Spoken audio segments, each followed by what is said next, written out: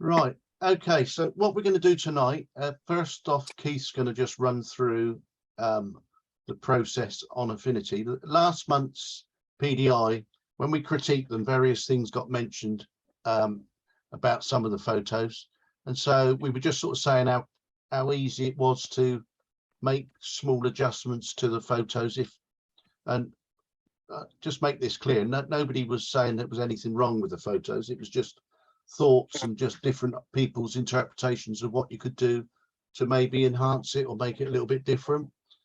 So we're going to kick off tonight. Keith's going to go through and show us some processes in Affinity, which I know quite a few of you have got, especially some. Karen and Janet, I think, have got that now, and a few others. And then I'll go through and just show you a few things, similar things that you can do in Photoshop, just to show you what's available to change the photos or enhance them. So here we go. Over to Keith first. So can I'll share my screen, okay? Yeah, sure. Right, okay. Well, I think there are 8 photos to work through, and the first few involve the crop tool.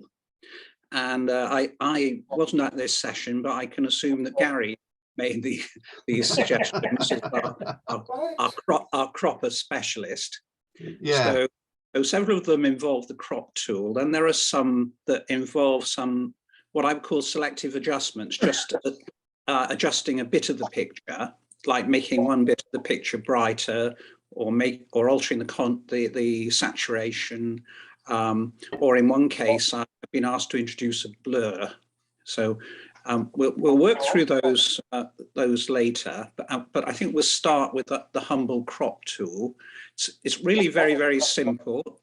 This is Sylvia's nice picture of a field mouse, and Gary's suggestion was crop the top and bottom and stems slightly. Now, I would say actually that there is no one way to crop a picture. It's entirely subjective. There is no correct answer. There's just opinion. But the crop tool is over here. I hope you can see my mouse pointer. Yeah. Yep. So I click on this, and notice if you follow my mouse again up here, it says unconstrained. And what that means is you can grab any of these sides and move them anywhere you want. So you hover over it until you get the that sort of black cross symbol. Right? It's quite small probably on your screen, and then I can just drag it down, and I can drag this one down, and I've gone a bit too far. I can just drag this one up.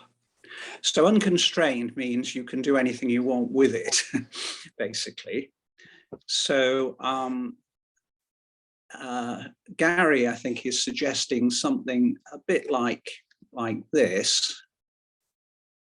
And then there's a question about whether you take anything off the bottom. And to me, it depends on the story.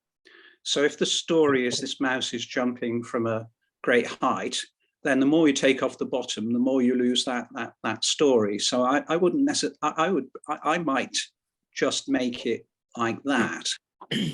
Now, you could have a different story. You could want to make it a bit more dramatic and dynamic, and you could crop like that. And there's nothing wrong with that, except by now the mouse is big, and you can see that it has a bit of motion blur in it, so it doesn't quite work in this picture. But there's no perfect answer. That's the first thing to say. Now, while we're here, I'll just take you through some of the bits about the crop tool. First of all, notice that in Affinity, it defaults to giving you these lines, which are thirds. So if you want to put something on the third, it's giving you a guideline to make that easier for you. But you can have different views. And if I come up here, you can get rid of it. You can do something fancy called a golden spiral, and somebody else will explain that. But I think with certain pictures, if you can get that map just in here, and you've got something that sweeps around like that, that looks quite good. So that's designed for that sort of picture. And then you've got diagonals, and the idea of the diagonals is really symmetrical pictures, so it helps you line things up. So I don't normally change any of that. I normally just work with the thirds grid as it comes. Just to say that you can add more guidelines than this if you really need to. So if you go up to View, and then you click on Show Grid, you get a very fine grid. And the purpose of that is really not for ordinary cropping. I think it's much more to do with if you made a it sounds to me a bit like there's a bit of feedback on the. Yeah, I think it might be Mike's. You mute yourself, Mike, I think. Oh, yeah, okay. Yeah. Oh, that's better. Right. Thanks, Mike. This is really for sort of composite pictures. If you wanted a triptych and you wanted to be very precise about where if you put 3 images in the canvas and you want to make them symmetrical and correctly laid out, that's what that's for. So and you don't even have to have that view. Down here, Grid and Axis Manager actually allows you even to redesign this if you want. But I don't, obviously for simple cropping, I wouldn't bother with any of those things. Right. So another couple of points here. While this says unconstrained, so you can do anything, you can drag these in as I showed you. You can also choose the original ratio, in which case it's constrained to follow the ratio that the picture was originally taken in or presented. You can have a custom ratio. So I can just type, I want this picture 3:2, and I get 3:2. Or I can, let's go back to where we were. I don't really want that.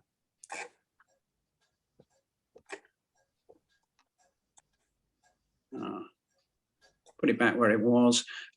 You've also got a lot of presets. So, Affinity's imagined all the ones that you might use. So you might use, 1:1, there's 3:2, 16:9, different sizes of photographic paper, American sizes of paper, cinematic ratios, different sizes to do with social media and so on. So you have all those presets. Now, in the Camera Club, we're not really doing that very often. But if you made a panel, you might want all your photos to have the same crop ratio. And so that's all in the software. So there's that. We also have the opportunity to straighten the picture. So I click on here, I'm presented with this pencil. And if I click drag, now this one, it's not obvious you need to do anything, but suppose you thought that was the horizon, then you can click like that and it will straighten, and then you can crop accordingly.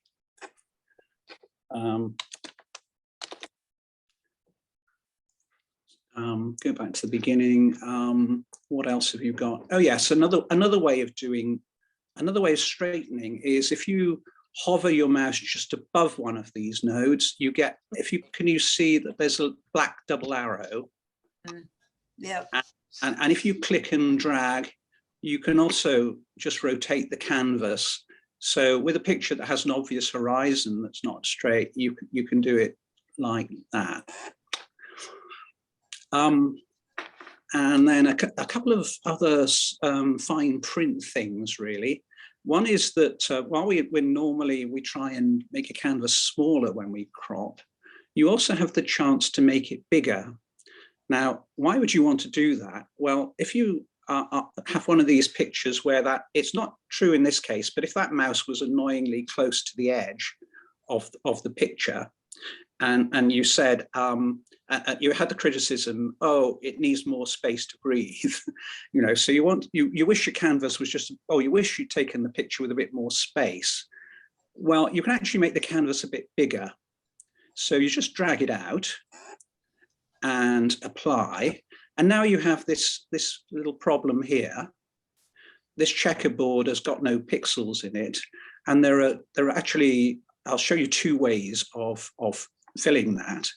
One way would be that you select a bit of this and you either copy it or you drag it across, you stretch it across. And the other way you do it is you copy the empty space and you ask Affinity to guess what pixels should go there. So I'll show you those two things. So in each case, I'll take the rectangular marquee tool, which is a kind of selection thing. I'll click and drag.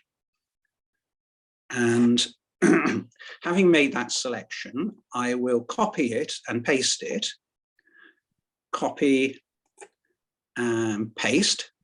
And if you look over here at my layers panel, you'll see I've got that, that's the extra thing that I've put on top. So now I get rid of my marching ants. I just press escape for that. I press my move tool and it shows me what it is that the new bit that I've made, and I can just, stretch that across like that. So that's one way of doing it. Another way of doing it would be to take your rectangular marquee tool and this time select the checkerboard, and then you have a facility in Affinity called Edit in Paint. In Photoshop, it's called Content Aware Fill, I think, or something like that. But and notice just the shortcut, because I'm going to use this again, and I'll just keep using the shortcut. So the shortcut is on a Windows is Alt and Backspace, and on a mouse, what's Alt? It's Option, is it? Option plus Backspace. So press in Paint, and it thinks about it, and it actually normally does a really good job of filling this in. If it doesn't, then you can kind of heal this area with a healing brush or with a clone stamp. But anyway, you have the opportunity to make the canvas bigger if you want. It's not impossible. And the final thing I wanted just to mention was about putting borders on your photographs. So I do see an error creep into members' entries, a small error, which is very understandable because it's confusing. So we'll crop this and we'll apply it. And then we'll try and put a border around it. Now, one way you could do it in Affinity quite easily is you click this FX layer. FX is Layer Effects. And you get these options here. And one of them is called Outline. So you choose Outline. And you actually want the outline to be not on the outside of this canvas, but the inside. So you choose Inside. You choose your color. So I'm going to choose white just by putting my mouse pointer up there where it's white. And I increase the radius, which means make the lines thicker. And you see the problem that occurs. And I have seen this on members' entries occasionally. Of course, their lines are much finer, so you don't quite notice it, but you've lost the border where you've done the cropping. And what's going on here, we can see if we make the canvas bigger again, like that actually this border is really here. It's just kind of applied it to the image before you cropped it, not the image after you cropped it. And the reason really is that Affinity doesn't commit to the crop until you finally export the picture, or until you tell it that you really do want the canvas to be that small. So the workaround is not that difficult, but it's obscure. So no wonder people don't find it. So we do our crop as we did before, and we apply it. And we do one extra stage. We right click on this and we click this thing called rasterize and trim, which is again an obscure language, but I think rasterize means make sure everything is a pixel, and trim means cut off the bits of the canvas now I can't see. So it really just means commit finally to the crop. So if you do that, and then you do the border in exactly the same way, inside, choose my color white, and make the radius bigger, then the border is there after all. Okay, so that's a few little bits about just a bit about the crop tool itself, and about extending canvases and adding borders when you have a crop. So that's Sylvia's field mouse. And I don't know, would anyone else crop anywhere else in this picture? I mean, is there some other good way of doing it that I haven't seen? I'm kind of open to any suggestions. Gary, are you happy with that, or do you want to do something different from it? He's nodded off, isn't he? So he's gone to sleep, I think. Yeah, I wouldn't have cropped in on the left-hand side, but You wouldn't have cropped it on the left-hand side. no, Okay. taking some off the top and a little bit off the bottom, I think. All right. Okay. Well, I think, as I say, there is no correct answer, and I think everyone will end up with a different view of what a crop should look like. I'm surprised you didn't want to crop the mouse out, to be quite honest. I kind of agree with Gary. I thought the mouse looks like it's going to headbutt the side of the picture if you get too close. Yeah. Yes. Okay. Well, as I say, ask 10 people, get 10 opinions. Yeah. Yeah. Without a doubt. Actually, can I show you now? Well, when I'm thinking about this, I played around with this, and it's not very often that a crop is dramatic. To me, it's often said in camera clubs, oh, trim a bit off here, trim a bit off there. I feel the differences are really, it may be that it does improve the picture a bit, but it doesn't change it. Now, I've been allowed to share this. This is not my picture, it's by a guy called Ken Payne, who's on the judge circuit for PAGBA. And he just took this picture with his Samsung phone, and it looks really awful picture. And he made it into that. So what he's done really is he's noticed in this picture that there's a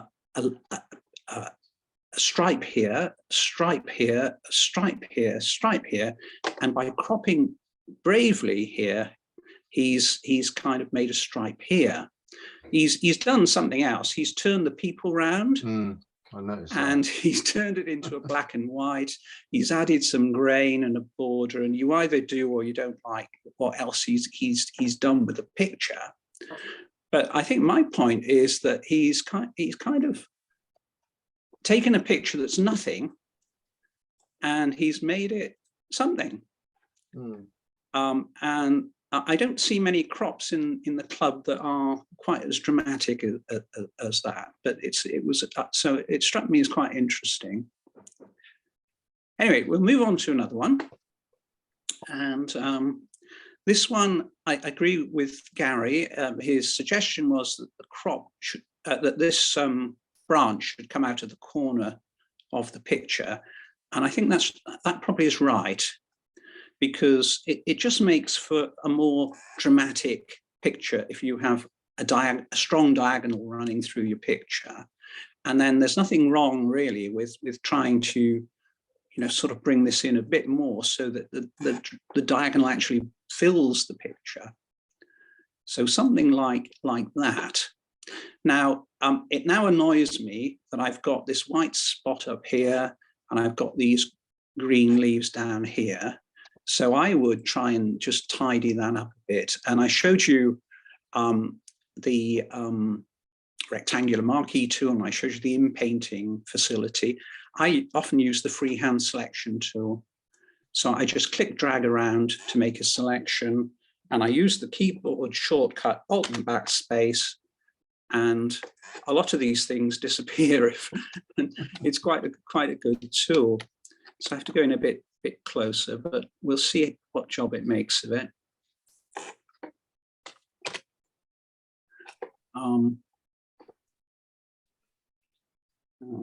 Yeah. And then this one is, of course, a lot more fiddly, and it might not work so well. You'd be a bit careful how you do it, and I probably haven't done that very well. No, that one's not so good. Let's see if we can do it again.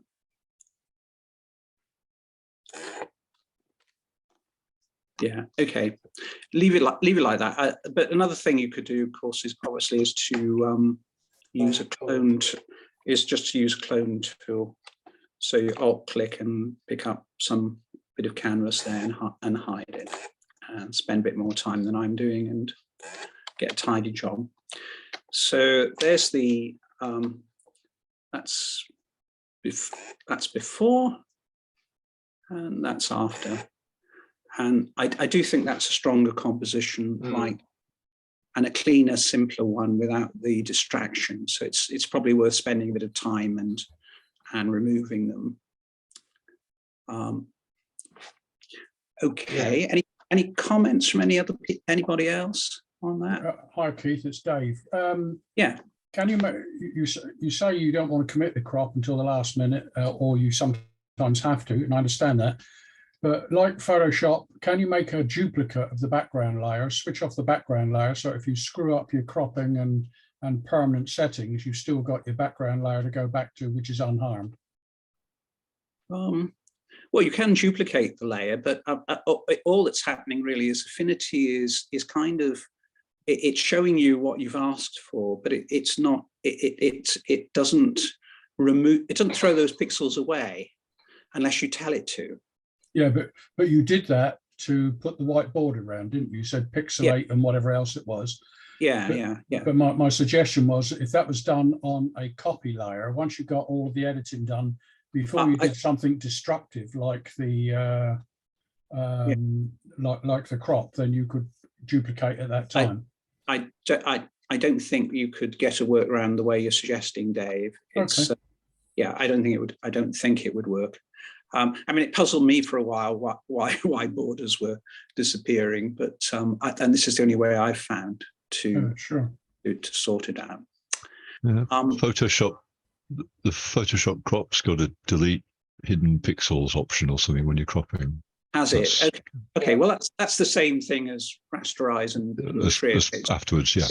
The language is easier to understand. You can make a copy of your what's the same as Photoshop. Control J. Yes, you can, but I don't think it's going to alter this. It's not going to get around this problem, making a copy layer. Right. Okay. Now, Keith, yeah. What happens if you do your crop and before you rasterize it and all the rest of it, can you then increase the canvas size and fill that with white, and would that work? I mean, because that's what you do in Photoshop. You can. So I've only shown one way of making the border, but another way of making the border would be to, sort of make everything a bit bigger. And I'm just doing it very crudely. You could tell it precisely what you wanted. So you apply that. You have a pixel layer. You put the pixel layer on underneath. You take a flood fill paintbrush and white, and you paint. And now you've made a white layer at the bottom, and you've extended the canvas. So you could, that's another way of making a border. I'm just showing you the problem that can arise with the crop tool. Okay. Okay, I'll move on to the monks, and the question here was crop to make it more about the complete monks. I'm not quite sure what that means, but anyway, I would just comment first of all on the picture, and there are a couple of problems with it really. One is that these light patches here and here, here and here. And if you look on the, say, the histogram, you can see them all represented here. This is all burnt out actually, because this scale on the histogram goes from 0 to 255. And if I could hover my mouse well enough, there we go, I can show you that 91,000 of 4.8 million pixels are 255. So that means there's no information in them, they're burnt out. And there are a couple of other ways in which you could diagnose that. One is you can click on this tab here called Info. And to begin with, you've got RGB and alpha, which is transparency. And if you hover your mouse over here, and look at those numbers again, they've all gone to 255. And here, and down here. And another way you could diagnose that would be if you go into the develop persona, and you don't have to have a raw file to go in the develop persona, you can, and I've got clipping indicators on. So this little box here says show clipped highlights. If I turn it off, I'm probably showing clipped midtones there. Yeah, so those are clipped midtones, and those are clipped highlights, and it's about 20% of the picture. Now, I don't think that's recoverable unless you've really got a raw file that's in better shape. So that's one comment about the picture. Another is, I suppose, compositionally, that only this monk, and this monk are looking at the camera, and all the others are sort of looking any which way. So if we crop here, it has the advantage, first of all, we could get rid of a lot of those burnt out pixels at the top. We can also, if we think these monks are not contributing to the story, we could crop in here, say, and we would have the advantage we've lost a lot of that burnt out area as well, and even up perhaps to the guy's hand. And that's, I don't know whether that's a better picture, but it's an alternative crop. It still has the burnt out areas here. It still has, it's a shame that he's not looking at the camera, isn't it? And you can't do much about the chopped off side of the face there. So there's obviously there's a limit to how much a crop is going to make this into a prize winner. But it's a great grab for the occasion. But as a competition entry, it would have those problems, and it wouldn't be so easy to get round them. So I'll go back to. I think, Keith, one of the comments was the cropping of the face, and I did suggest that maybe there was another image without him. Oh, I see. So you wanted to do it from the other side. Well, yeah, get rid of that first monk. Although he's looking. Yeah, that's it. Okay. I don't know. And Yeah. you crop it that you can. So you leave it a space for him to see into, and you crop there, and then you try and get rid of this. You could do that. That's a possibility. Okay, well, maybe that's what Gary had in mind, but I still have a problem myself with the fact that and it's difficult to sort that out. So if you go into develop and you say you use you pull down the highlights, it doesn't go, you know. It doesn't go. If you pull down the whites, would that help? Because well, I think it's irrecoverable. Yeah, but there's nothing there in the JPEG. There's just nothing to recover. You just make them grey. Basically, it will be grey instead of white. So. If you take brightness down, it doesn't look. You lose the cropping indicators, you know.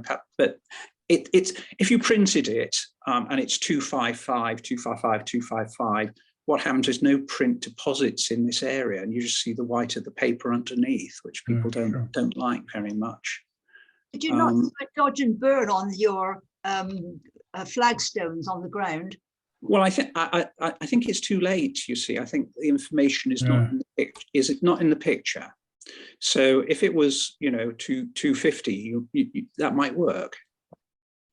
Yeah, 255. There's nothing there to. But it'll be worth going back and looking sometime at the raw file to see if it is 255 or whether, because the JPEG throws away 90% of the information. It might have taken some pixels at the near end and lumped them all together and called them 255 when it wasn't quite as bad as that. Yeah, that's why we always say to take your photos in RAW, isn't it? So you need to look in the raw file really to be sure. Okay, can I leave the crop tool now, folks? Yeah, Yeah, that's enough of Gary. So now the local adjustments I would be making using a mask, a paintbrush, and or a gradient tool. Now there'll be many of you where that makes immediate sense. And there may be others who say, what on earth is he talking about? Or are rather hesitant about masks and, you know, and the like. So I'd like just to remind people about masks and how they work, and then show a few worked examples. And then basically everything I do after this, I'll be using the same technique or the same 3 or 4 ideas. So, and I use masks in practically every picture that you see for sure. This cartoon, this diagram, comes from a Zoom series called in Affinity. And if people haven't seen that and they're interested in learning more about Affinity, it's a good source. The guy who produces this has produced maybe 600 videos on Affinity. Each one of them is about 3 to 5 minutes. They begin very simply. They get up to things which are very, very abstruse and advanced. But in the middle, there's a whole load of information. And not just that, but because he's got 600 videos, he's produced an index. So if you want to look up in his index the 15 videos he's got on masking, then it's kind of the place to go. Anyway, what he's showing here is, let's say you start out with a pixel layer, which is blue, and then you put another pixel layer on top of it, which is red. If you look from the top, what you see is red because red is hiding blue. A mask is something which you add at this point to the red layer, and it's something which is basically, it's a computer instruction. And when the mask is white, it says, show what's on the red layer. And when it's black, it says hide what's on the red layer. So if you put on a mask like this, which is partly black and partly white, then you get this. This is what you see when you look down. You see the blue from the bottom layer and the red from the top layer. So that's what a mask is. And let's just show you it in reality. So here is a blue pixel layer. Here is a red pixel layer on top of it. Now you can only see red. I have to add a mask. And here's the, this little Japanese flag is called, it says mask layer by the side of it. You click on it and it adds a mask. And it's no coincidence that this icon here is white. What it's telling you is you've added a mask and that mask is completely white. And if you want to know what's on your mask at any point, you click you press the Alt key or the Option key on your Mac, and you click on the mask and it shows you what's happening on your mask. So that mask is totally white, meaning the whole of it is revealed. Now, if I take a brush and hang on, I want my colors here and I want the black one at the front. So I can click white, black between them like that. I want the black one at the front. And for this, I'll have a small brush. You can make your brushes bigger or smaller with the square bracket key. And yeah, let's just do it like this. And so now we're seeing the blue shining through. And if you look at the mask, you see the black lines that I've drawn on the mask. And if I click on the mask, that's what I've drawn. Now, if we go back to this a second, it looks a bit odd that there is purple around the edges. And what that is a bit of red and a bit of blue. And it's because I've drawn with a soft brush. So that's the feathering on the mask. And if you were to look a little bit closer, you'd see that at the edges of where I've drawn, it's grey. So it's partly red, partly blue. So let's get rid of that mask, and let's do it with a hard brush. So I take my brush. This time I'll make it 100% hard and smaller, and repeat the trick. Okay, and that's what's on my mask now.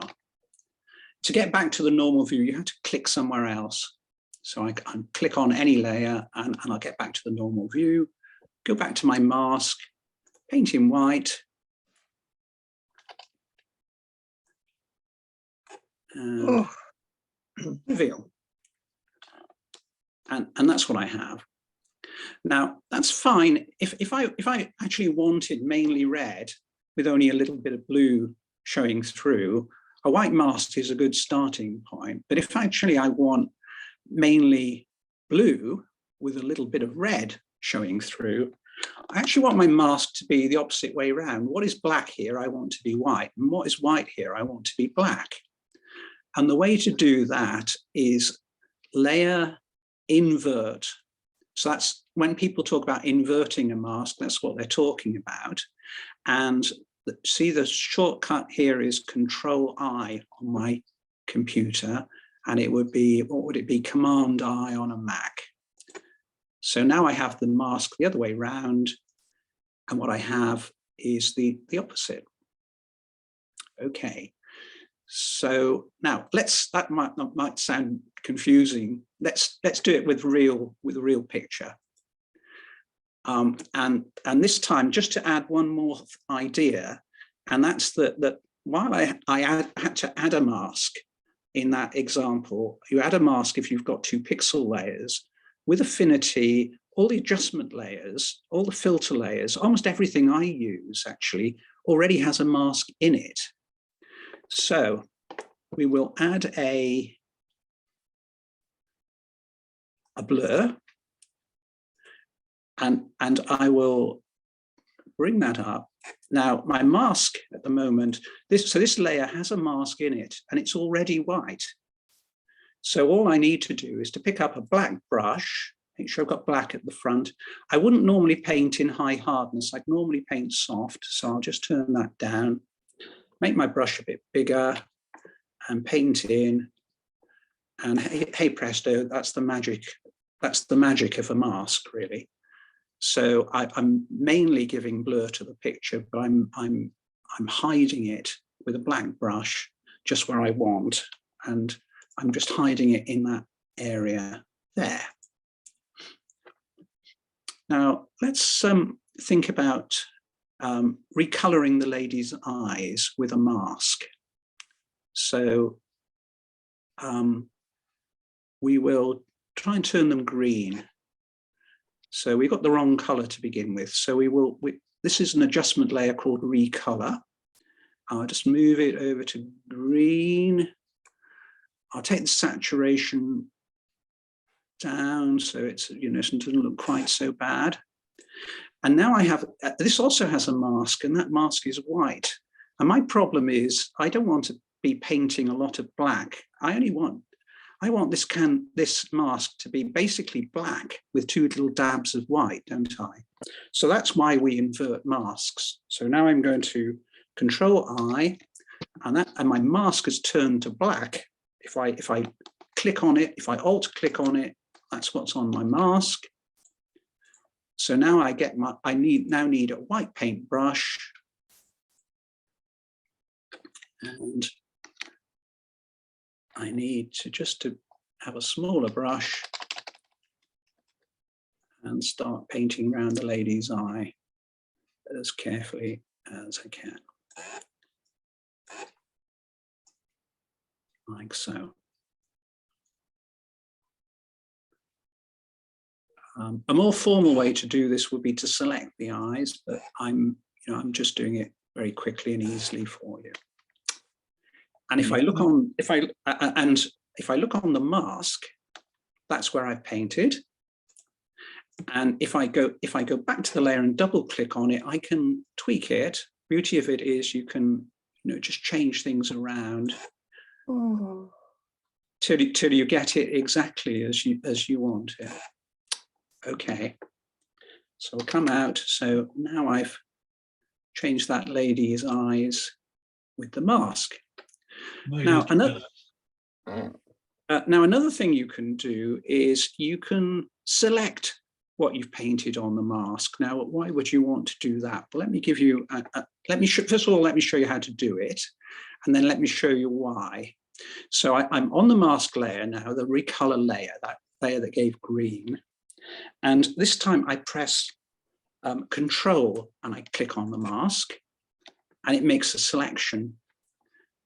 Now, if I add a new layer, let's say I add a brightness layer and I turn that up, it's just going to brighten that bit.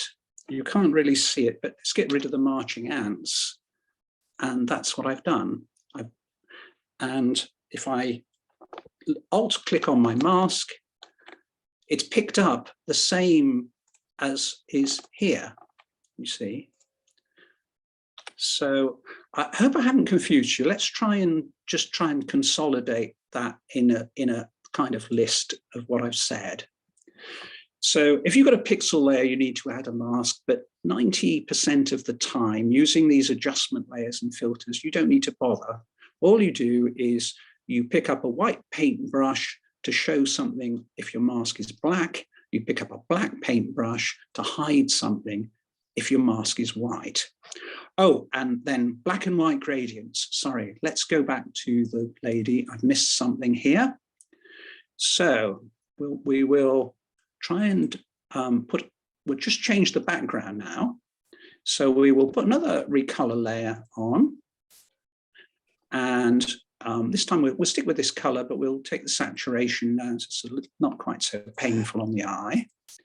And we will take something called a gradient tool. Click here. And I click and I drag. And as long as I've got this gradient set from white to black, and I'm doing it on the mask, I am basically, this is what I'm painting onto my mask with the gradient. I'm painting a gradient that goes from white gradually through gray to black.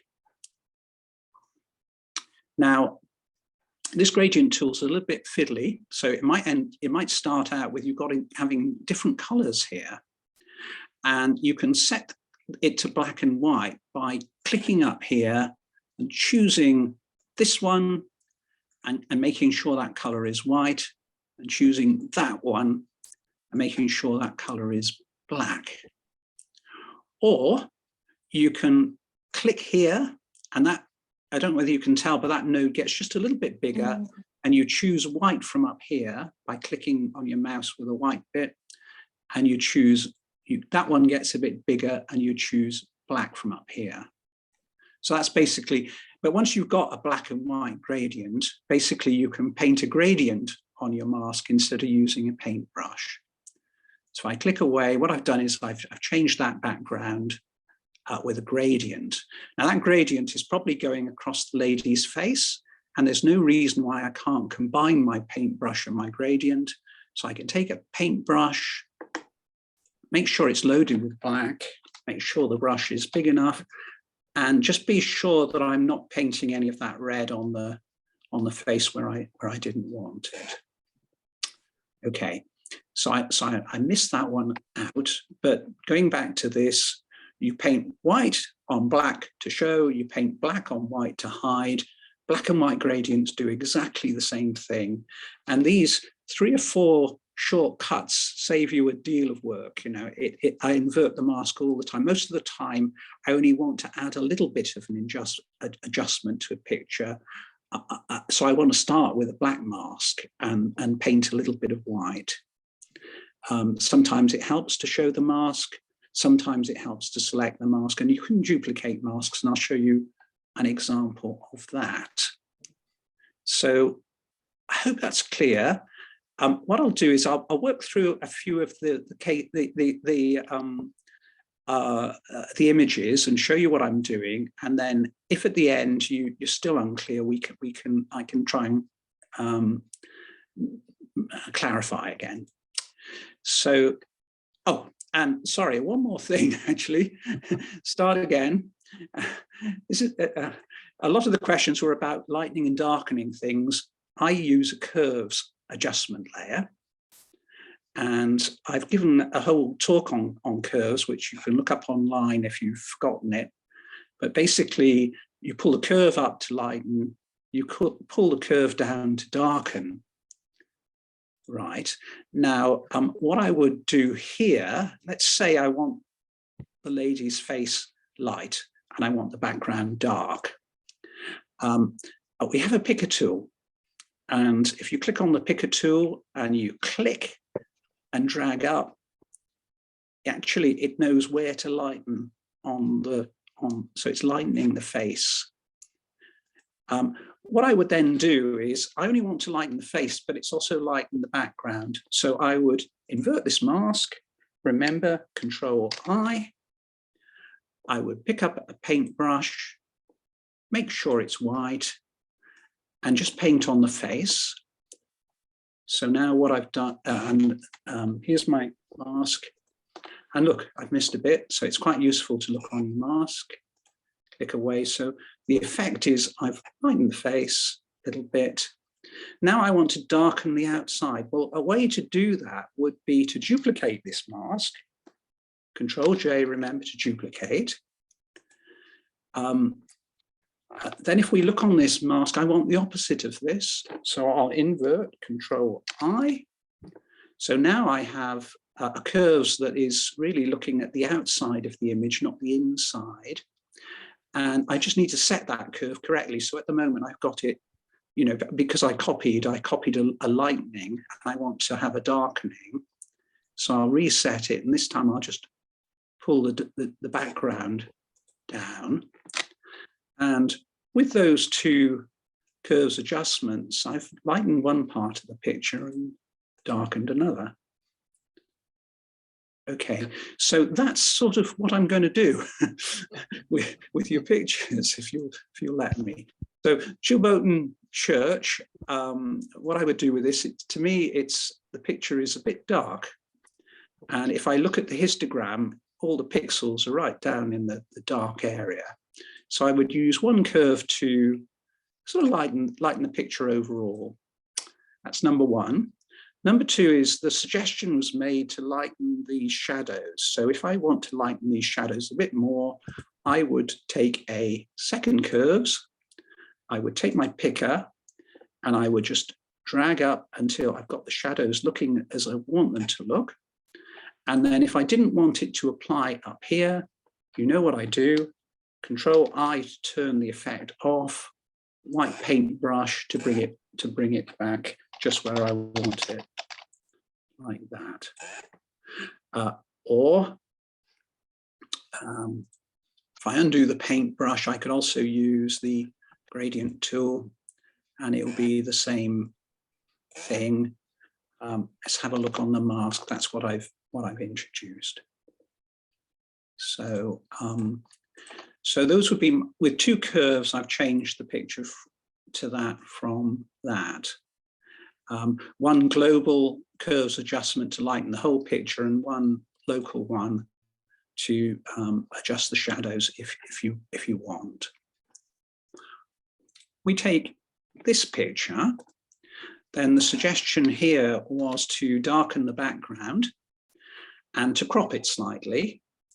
And I think what I would do actually is I would lighten the deer and darken the background, and I might warm the deer as well, make them a little bit warmer as well as cropping. And the formal way to do that, of course, would be to select the deer so that you're very precise. But I'm going to be lazy, and I'm going to show you how easy it is to be lazy. So I take my curves layer, I take my picker, I click on the deer, and I lift it until I'm happy with the deer. I ignore everything else in the picture. I've got a white mask. I want that black. Control I makes it black. A white paintbrush, make sure it's white. And now I can lighten the deer. I just have to be a little bit careful where I paint, but you know, I can get away with murder really. Really, you sort of should go a bit bigger and paint, you know, make your paintbrush a little bit smaller, but it's not critical. As long as you're a bit careful around the edges, people are not going to notice.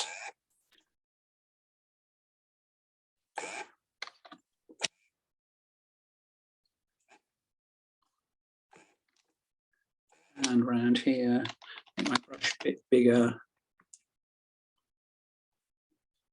like that.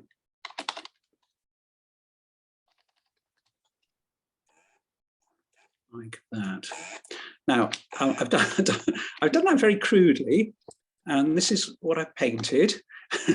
So you can see there's quite a bit that I've missed, and I can kind of just improve that a bit, like this.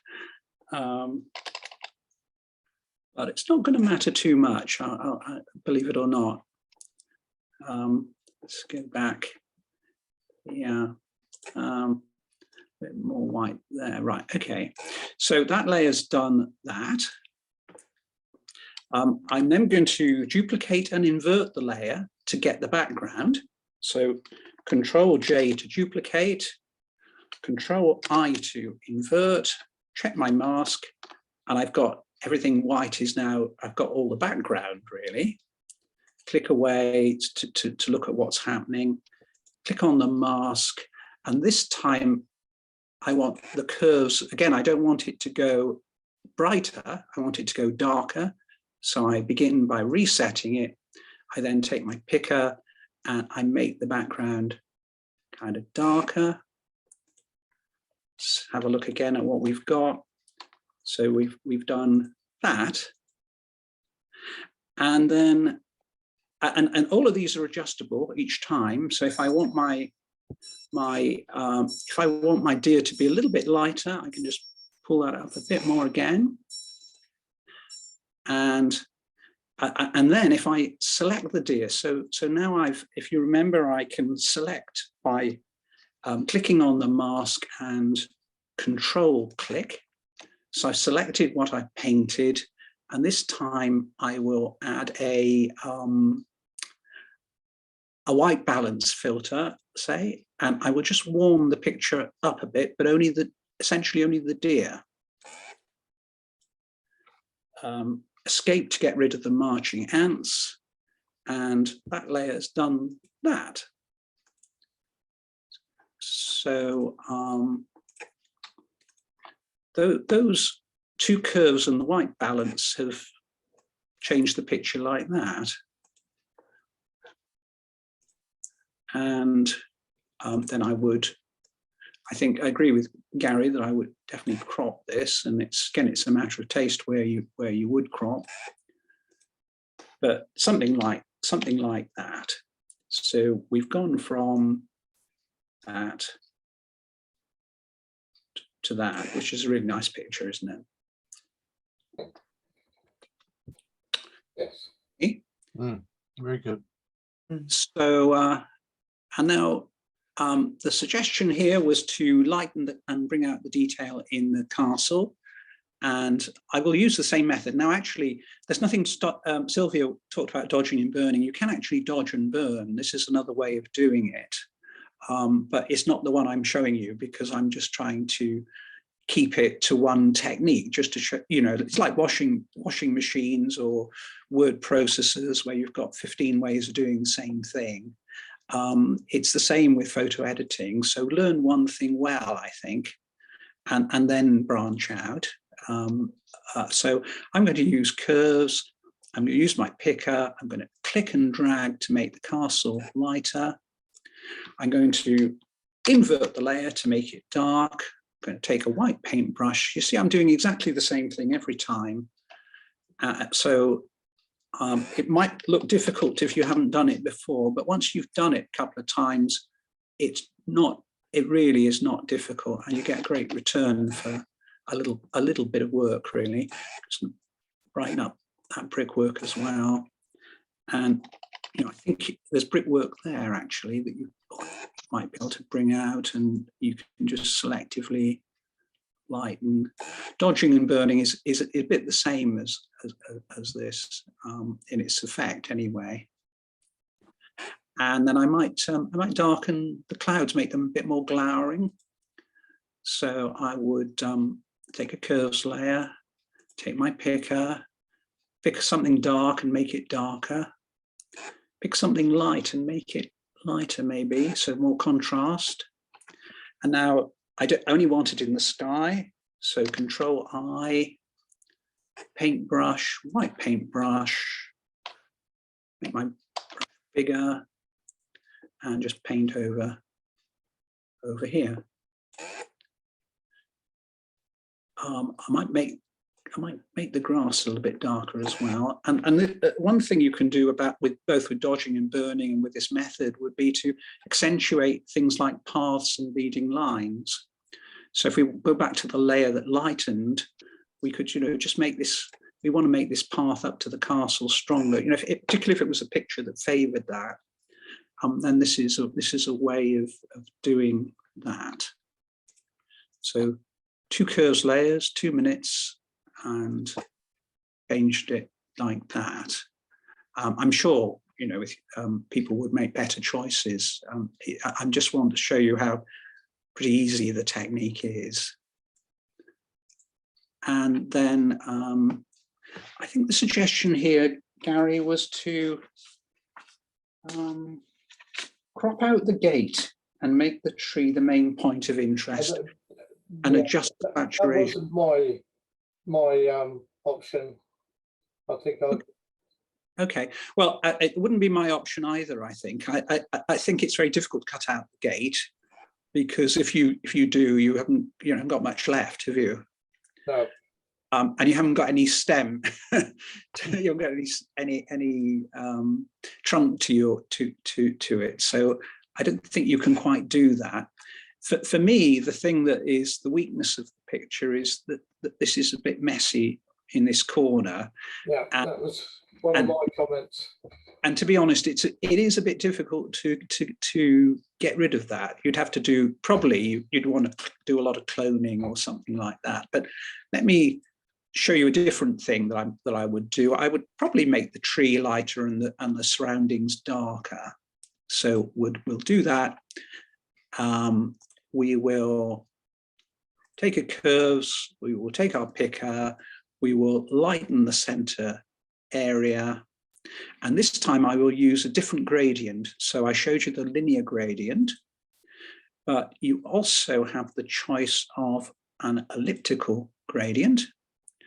And you click, drag, and 2 lines come out that are making an ellipse, sort of an oval shape like this. Now, Affinity is not very helpful in its defaults, and I don't think its gradient tools are the best. But what you're getting on the mask here is a white to grey, and we want a white to black, don't we, really? So I click on the outside node, and I click on here with my mouse, and now I've got black. So click on any other layer, and what I've done is I've just lightened the center a little bit, and then to darken the outside, I would duplicate the layer. I would invert the layer so that my mask now looks like that. Then I would return to the layer, reset it, and darken it just like I did with the girl. So that certainly emphasizes the tree. If I may have gone too far, it may not be the right thing to do. And one thing I should warn is with curves, it tends to increase saturation. So if you thought the saturation was too much now before you, it's even more now. So you can use the hue and HSL layer here. And this also has a picker, but the picker is not active until you click one of these circles. So if you click yellow, the picker becomes active, click the picker and click on there. And what these dots mean, between the two inner dots are the colors that are being selected by this tool. And the two outer ones are the feathering.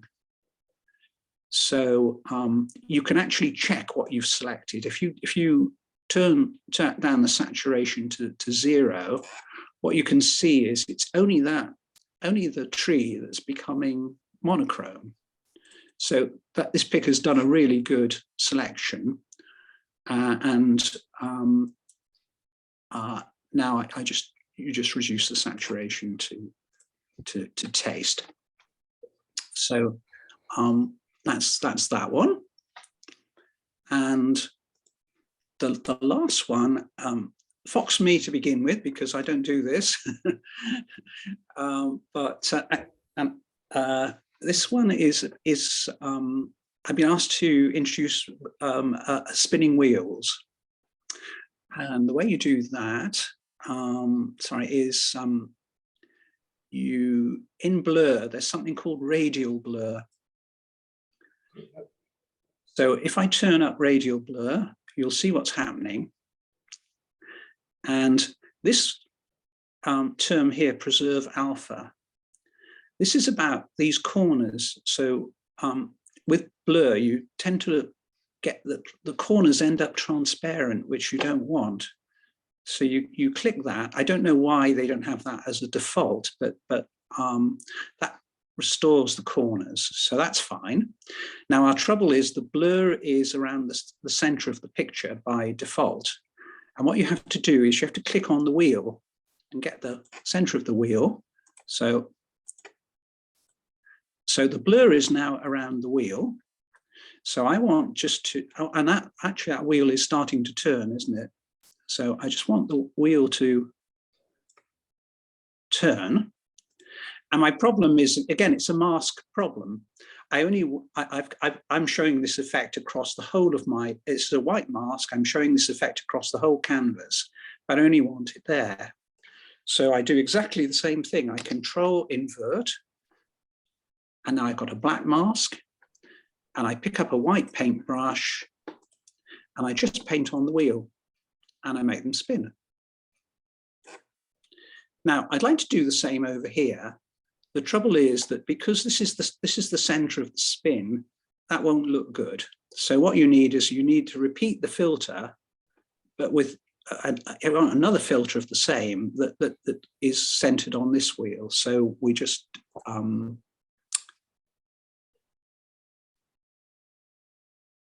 get a radial blur filter, preserve alpha, turn it up.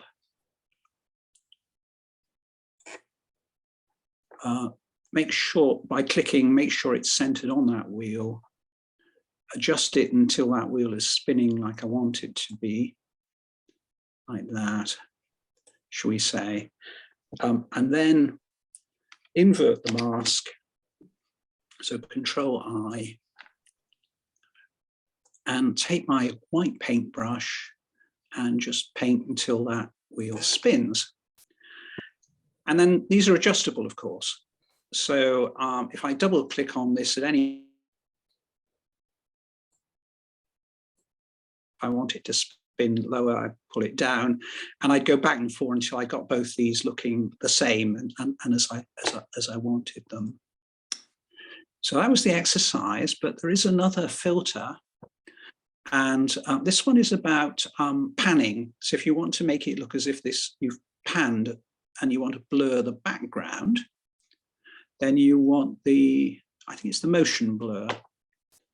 Again, we preserve alpha, and this time, if you click and drag, what happens is that, first of all, you can determine the direction by turning this wheel, but you can also do it with your mouse. So if I drag across there, I can do it in the direction the car's going. Oh, sorry, start again. This is at the moment, this is only affecting the radial blur filter, which doesn't make sense. We want it to affect the whole canvas. So I'll take that out, put it on its own layer up the top. And now I can see what it is that I was doing, which has gone way too far. So we'll take it right down again now.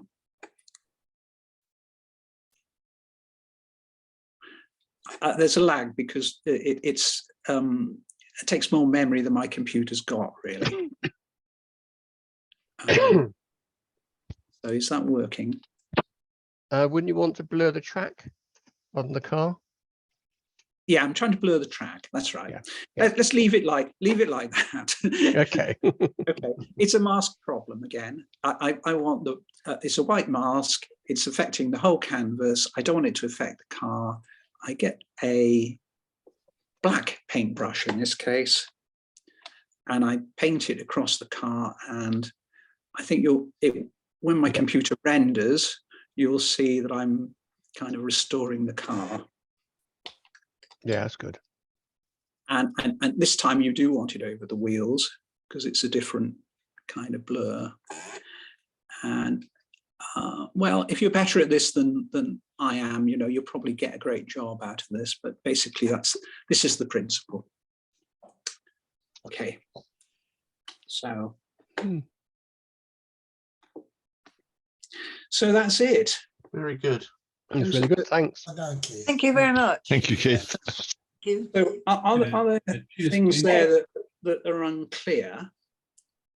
I know I've gone through a lot and I've gone through it rather fast. And for the people who know masks, it probably isn't confusing. For the people who are new to masks, it might seem a bit overwhelming. I hope not, because it's the same few tricks. Right. So, and if anybody wants sort of individual help, if you sort of want, to go slower and spend an hour over this with me because you've never done it before, and take one or two easy examples, I don't mind. I'll offer that by Zoom. That's very good of you. Yeah, I was just going to say that's. Obviously, as I've recorded it, so I'll get it up on the YouTube channel. And there's a recording, and there are the 600 videos. Yeah. So, and at least 15 of them are on masking, and the guy explains things in really easy terms. Thank you very much, Keith. Excellent, excellent. Yeah, Okay. thanks for that, Keith. Shall I If you stop sharing? Yeah. Okay, there we go. The only difference, I mean, there's no point me going through all those again with you because in Photoshop it's all fairly similar to that. The only difference I can just show you is the let me just share my screen.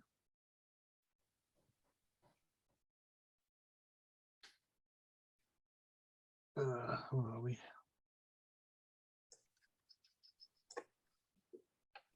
It says, right. Can you see that? You got the Yes.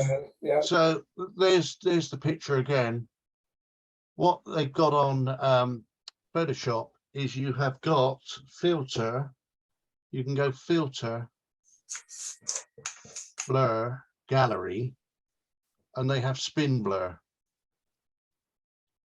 And so that then there's the spin there. You just move that over the wheel, adjust the shape and the size in so that it covers the wheel.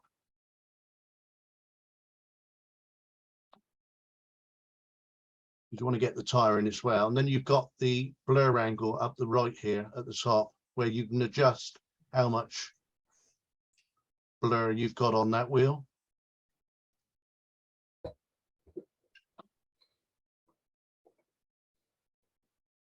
Can you zoom in? Can you zoom in on that? Yeah. Oh, well, there we go. Just a sec. A bit of blur there. Hey. There's quite a bit of blur there. Yeah, that's up to 20, which is probably a bit too much. You'll probably need about 10. I can't wait, David, let's see. Oh, get out. Yeah, so you can see that a bit better. Yeah. Yes. So that's 0. That's 10. You just obviously that's really it's your choice how blurred you make it. But you've included the tire. And then so that's done that. Won't come out now. And that's the center there. So you just make sure that center is on the center of the wheel.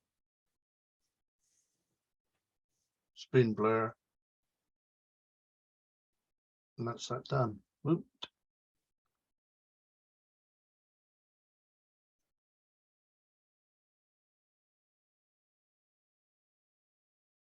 Right, close that.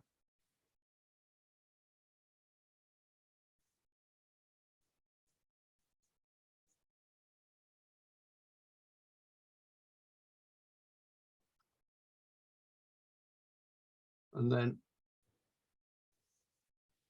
so I've moved that back off there, but that's to show you how it's how you can do that in Photoshop. And then when you've done that one wheel, you then can click. If you click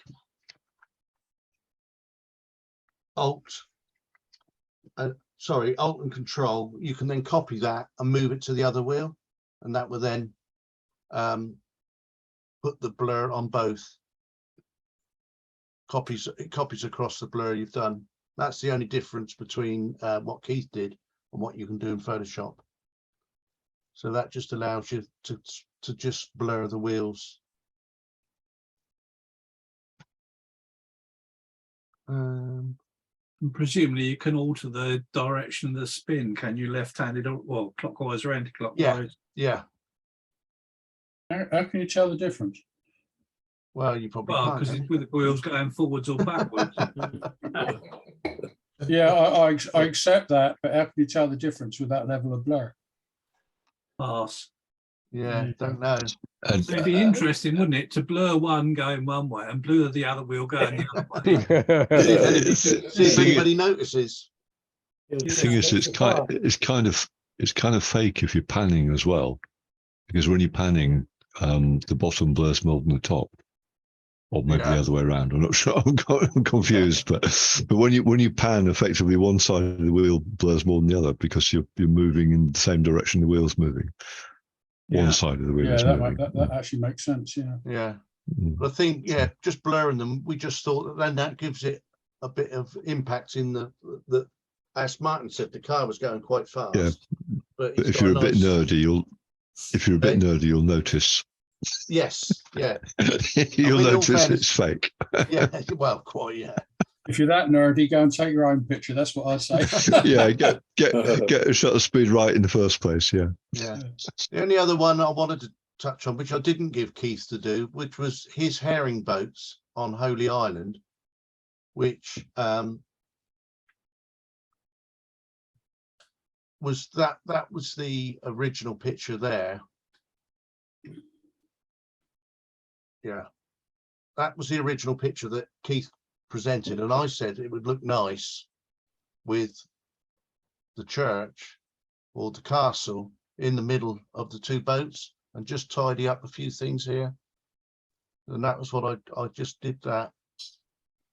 So I've taken out that there was a little boat there, and I've taken out the telegraph pole on the right, and obviously moved the castle from there to the middle. And when I've done it, I'm not sure that I think it's any better, to be quite honest. No, I like the castle on the left. Yeah, I think after I did it, it's just the comment I made on the evening was I just wondered whether it would look nicer in the middle. There was a photograph in the magazine where they only had the one boat and the castle on the Yeah. So I don't know, just personal choice, isn't it? Yeah, yeah. I don't know. I don't think I know. probably liked Should- it how it was. We should duplicate the castle, and then people could choose themselves. Yeah, that's true. Yeah, and then you'd find out if anybody knew that whether there was 2 castles there or not. Or even 3. 3, yeah. Oh dear. Right. So that's that. Thanks for that, Keith. That was really helpful. Yeah, it was. Like I Yeah. say, you'll be able to get it up on the YouTube to go through it. And I think when you've had the instructions like that, it's good to get yourself something to do, to teach yourself, and just go through and just watch a bit of the video and stop it. Yeah. Do Yeah. it yourself. And if you then get stuck, go back to the video and watch it again. I definitely think, you know, if your biggest step you can make in your editing really is to do something like this. It's not difficult. It's just practice and familiarity. But there's not a picture you couldn't improve by using masks and adjustment layers like this. And it's not hard. No, and once you get into it, it is literally. I know we said it on the evening. You could make those adjustments in minutes, but once you get used to doing it, it is just literally a couple of minutes, and you make such a difference. Yeah. You should show the. You should show the crop tool, Peter. Pardon? You should show the crop tool with the option to remove the pixels. And also, there's an automatic content-aware fill in the crop tool in Photoshop, isn't there? I think. Yeah. I think it. Let me just grab a picture that we can. Yeah, because the content-aware fill is something I use all the time. But that's built into the crop tool. If you crop bigger than the picture, it will automatically fill in the edges, which is something Keith did sort of manually, I think. Well, it's extra clicks, isn't it? But the weakness of Affinity is possibly with content-aware fill, as I understand it, you can choose where it takes its pixels from or where it samples. Yeah, you can. And that's quite good. So some content-aware fill is very good in Affinity, but it doesn't always work. And it would, you know, if you had the choice so that you could say where to take the pixels from, it would, those glitches would be resolved. Yeah, I did it. Let me see. Where was this one? That was that. But I mean, you know, people are paying only £25 for this sometimes. Yeah, I was just going to say. I mean, it's great value when you compare it. That's 2.5 months. You've seen all the things I can do for £25. It's that's 2.5 months for Photoshop. There'll probably be a Black Friday deal on again. Well, it's £50 normally, isn't it? £25 on offer. Yes, yeah. But it'll probably be on offer for Black Friday again.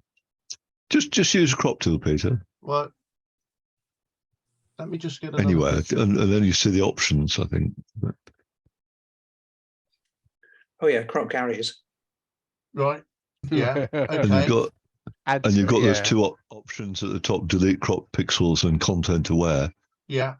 Oh right. Okay. So if you actually make the crop bigger than the picture, it will fill in the gaps. I think you can do that. Try it. Content aware. Tick that and drag one corner up or out or something. Yeah. And then tick it. And say okay, and it will try and fill in. Probably do a bad job, but see it filled in the edges for you. Yeah. Try to anyway. Well, it's put more tree in, hasn't it? Yeah. There. Yeah, it's as good a job as Gary did, though. Well, I was just going to say. Yeah. That's made a pretty good hash of it when you think how big that extension was. Yeah, let's try on something out. What was that one that you did, Keith?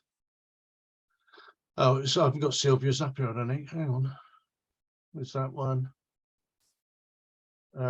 See that one? I cropped that to take, and then it was a mouse one, wasn't it? Lassoed the gate, and then just use content aware fill, and that's what it did. So it does a pretty good job. Yeah, so you've just highlight the area of the gate with the lasso tool, and then you go up edit, fill, and then content aware in that, and okay it. What you were saying, what you can do, if I go back there, you can also go edit content aware fill, and that's where it gives you the option of where you want to take what you're going to fill it with. So you can see that it's got the light green there. It's going to fill in from what's around it. But if you went up here, and you can then select, another part of the picture. Just alt paint it. You just alt paint, yeah. Yeah, so if I paint that, that should then put that in there. Well, it's an option for it. Yes, basically it will only take him try to recreate stuff that you painted in green or that's in green to start with. So yeah, so if there's something that comes up that looks horrible, you can maybe mask it out and it won't use that bit. So yeah. Sometimes it works great, sometimes it's a bit of a mess, isn't it? But, yes, it's more for what that picture you had with the stem and the leaves. You could then pick out the black bit, and it'll use that to fill. You won't get overlap from areas that you don't want on there. Right, okay, just one other thing. So that's all the processing. I think hopefully that's made things a bit easier for everybody. We've got the pictures that we've chosen for the league, PDI, the print and the exhibition. And I'll just quickly go through and show you what ones we've chosen, if you'd like to see them. Absolutely. And if you don't, I'm still going to show you.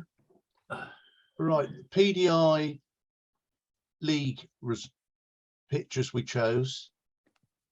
I've got some of these up here twice. So we've got Gary's Delilah. We got Keith's in the Fairy Wood. Got two versions of that. Terry's No Bother. My one winner, only one winner. Gary's Redshank. Dave's Sales Galore. That's Keith's The Path to Salvation. And that's Roy's When I Get Out of Here. So that's the 8 PDI entries for our league next year.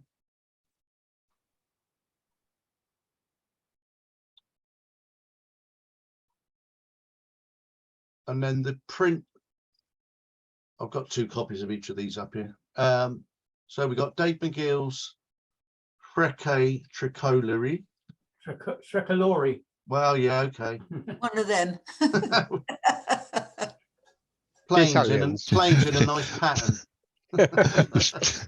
It's tricolour in Italian, isn't it? Thank you. And then we've got Terry's Genie at a bus stop.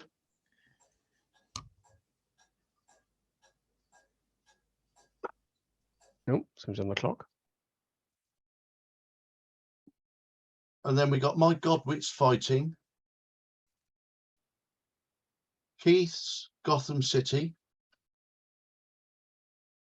Sylvie's Looking Pretty. I wish I was. Gary's Racing Quad. That's that. So that's the 8 prints for the league. Let's check that. And then for the exhibition, the PDI entries is Keith's Cathedral Walk, Gary's European Pied Wagtail, his Godwits, that's Gary's as well. And then we got Janet's Hibiscus, Dave McGill's Morning Patrol, Janet's Pelican Portrait, Roy's Railway Police 25th Century, and Bob's Sun Rays. And then the prints we chosen. That's Terry's that's Bumblebee Pit Stop. That's my Decaying Trees. Dave's Finish in Sight. Terry's Marmalade Hoverfly. Keith's on Howlnecker Hill. And Pete Yaldin's Red Sails on Sunset. And those will go in a panel, and the panel is the two insects at the top looking inwards at each other. So that one's top left, that's top right. The two ship ones in the middle, the yachts in the middle, and then at the bottom is the Decaying Trees and the windmill. You did say ship then, didn't you? Ship. I wondered that, yeah. Ship. Yeah, I meant to say yacht. That's your mind. Yeah, I said ship. Right, so that's the entries for the league and the exhibition, which have all been entered, and they've all gone in this year.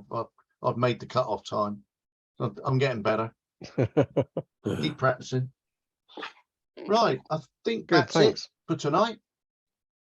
I don't know if anybody's got any questions. I'll put Pete. Yeah, I'll put some PDIs in for next Monday, Yes. but I'll be at the other club. Oh, right. Okay. Yes, of course. Yeah, But fine. No problem. will you record it anyway? So we Yeah, can I'll see? record it and put it Oh, up. that'd be great. Yeah. Yeah, fine. Okay. then. Yeah, next week we're holding the meeting Monday because myself and Gary have got to go to a we got to take the prints along basically for the league and exhibition up in the other side of Winchester. So we're going to have the meeting on Monday nights. And it's a PDI, so we'll Zoom it. We'll only do it via Zoom. It's easier for everybody. If you could get your entries in by Monday morning 9 o'clock, then I can get them uploaded to the web, and they'll be ready to go in the evening then. Okay, and then I'm away for a couple of weeks then, so Gary's going to come up with a plan, a couple of things to do those weeks. Gary, got any ideas yet? No.